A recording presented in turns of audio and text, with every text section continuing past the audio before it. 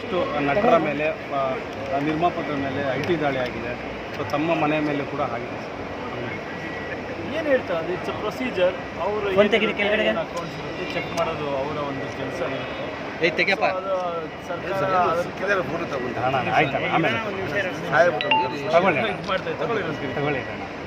ಅವರ ಒಂದು ಕೆಲಸ ಅವ್ರು ಮಾಡಿರ್ತಾರೆ. ಅದಕ್ಕೆ ತಲೆ ಕೆಡಿಸ್ಕೊಂಡು IT ದಾಳಿ ಅಂದರೆ ಅಫ್ಕೋರ್ಸ್ ಏನಿರುತ್ತೆ ಯಾವಾಗಲೂ ಪ್ರೊಸೀಜರ್ ಇರುತ್ತೆ.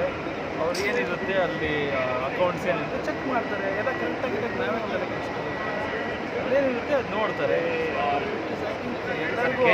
KGF ಸಾಕಷ್ಟು ಸಕ್ಸಸ್ ಆಯಿತು, ಅದರಿಂದ ಸಾಕಷ್ಟು ಹಣ ಮತ್ತು ತೆರಿಗೆ ಇದರಲ್ಲಿ ಏನೋ ಒಂಚೂರು ಇದಾಗಿದೆ ಅಂತೇಳಿ ಈಗ ರಿಲೀಸ್ ಆಗಿದೆ, ಇವಾಗ ಇದಾಗಿದೆ ಹಂಗೆಲ್ಲ ಇದ್ದಿರೋದು ನಾವೇ ಊಹಿಸ್ಕೋಬಾರ್ದು.